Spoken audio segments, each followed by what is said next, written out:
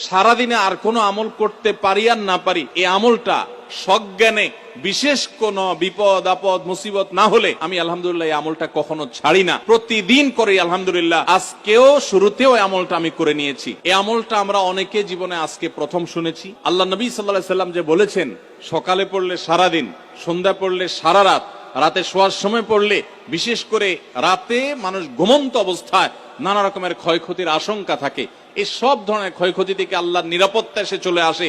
আল্লাহ তার হেফাজতে জিম্মাদারি নিয়ে নেন, দায়িত্বশীল হয়ে যান, সবকিছু থেকে যথেষ্ট, সবকিছু থেকে আল্লাহ তাআলা তাকে নিরাপদ করে দেন। এই বিশ্বাস, এই ইয়াকিন নবী সাল্লাল্লাহু আলাইহি ওয়াসাল্লামের কথার প্রতি আমাদের আছে না নাই? তাহলে এই সূরাগুলো আমরা আজ থেকে আমল করব তো ইনশাআল্লাহ। কোরআনে কারীমের এই শেষের তিনটা সূরা এমন তিনটা সূরা যে আমাদের প্রিয় নবী সাল্লাল্লাহু আলাইহি ওয়াসাল্লাম সারা দিনে সবচাইতে বেশি সংখ্যক বার যেই সূরাগুলোকে ওয়াজিফা হিসাবে, আমল হিসাবে পড়ার নির্দেশ দিয়েছেন কোরআনে কারীমের, সেই সূরাগুলো হলো এই তিনটা সূরা।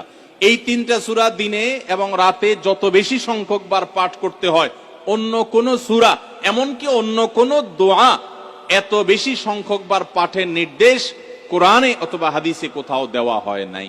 তাহলে এই তিনটা সূরার মর্যাদা, এর কি মর্তবা, এর কি বৈশিষ্ট্য, এর কি মাহাত্ম্য আছে সেটা বুঝবার জন্য আর কিছুর প্রয়োজন নাই। এই একটি কথা যথেষ্ট যে দিন এবং রাত 24 ঘন্টার ভেতরে কোরআনে কারীমের এই শেষ তিনটা সূরা, সূরা ইখলাস, সূরা ফালাক, সূরা নাস, এগুলোকে যত বেশি সংখ্যক বার নবী সাল্লাল্লাহু আলাইহি ওয়াসাল্লাম পড়ার নির্দেশ দিয়েছেন, তিনি নিজে পাঠ করতেন, এত বেশি সংখ্যক বার অন্য আর কোন দোয়া, আর কোন সূরা, আর কোন আয়াত, আর কোন কিছু পাঠ করার নির্দেশ আমাদেরকে কোরআন হাদিস দেয় নাই।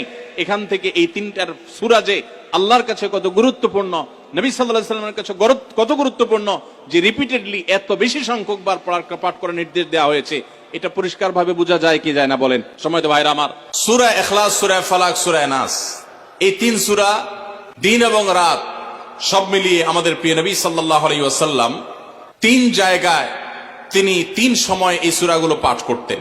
একটা হলো সকাল এবং সন্ধ্যায়। সকাল এবং সন্ধ্যায় নবী করিম সাল্লাল্লাহু আলাইহি ওয়াসাল্লাম তিন কুল পড়তেন। এটাকে সংক্ষেপে বলা হয় তিন কুল।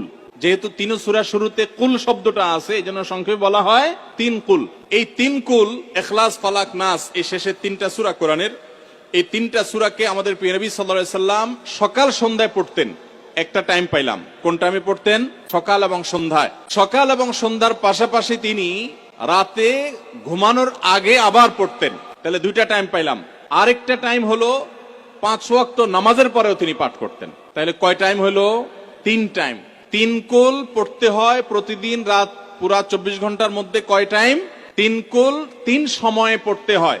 সকাল এবং সন্ধ্যা এবং রাত এই সময়গুলোতে পড়তে হয় প্রত্যেকটা 3 বার করে। 3 বার পড়লে কি লাভ হয়? নবী করিম সাল্লাল্লাহু আলাইহি ওয়াসাল্লামের পরিষ্কার হাদিস রয়েছে, যদি কেউ সকালে 3 কুল 3 বার করে পাঠ করে, সূরা ইখলাস 3 বার,